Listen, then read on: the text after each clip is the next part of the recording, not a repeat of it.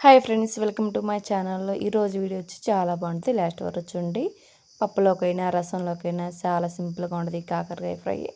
ఇక్కడైతే నేను అరకిలో కాకరకాయలు తీసుకొని మంచిగా శుభ్రంగా కడిగి కట్ చేసుకొని ఇక్కడ కొంచెం నూనె, ఒక అరకిలో నూనె వేసుకొని అవన్నీ మంచిగా ఎర్రగా వేగే వరకు వేయించుకోవాలన్నమాట.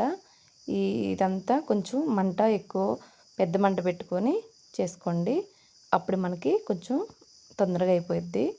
అలాగే చూసారా కదా, ఇక్కడ కొంచెం ఎర్రగా వచ్చేసరికి అవన్నీ తీసుకొని ఒక ప్లేట్లోకి పక్కన పెట్టుకోండి. పక్కన పెట్టుకున్న తర్వాత ఇప్పుడు దీంట్లోకి కారం, ఒక 4-5 ఎండుమిరపకాయలు, చిన్నుల్లిపాయలు, కొంచెం ఉప్పు, కొంచెం కొబ్బరి చూపిస్తున్నాను. ఆల్రెడీ పెట్టా. అవన్నీ వేసుకున్న తర్వాత మిక్సీ పట్టుకున్న తర్వాత ఇక్కడ పోపు కోసం నేను కొంచెం ఆవాలు, జీలకర్ర, ఎండుమిరపకాయలు, పచ్చెనపప్పు, కరివేపాకు, ఎండుమిరపకాయలు అవన్నీ వేసుకొని అదే బాండీలో కొంచెం నూనె వేసుకొని కరివేపాకు కూడా వేసుకొని ఇప్పుడు మనం ఇందాక మిక్సీ పట్టుకున్న కారం కూడా వేసుకొని మంచిగా ఒక 2 నిమిషాలు వేగనివ్వాలన్నమాట.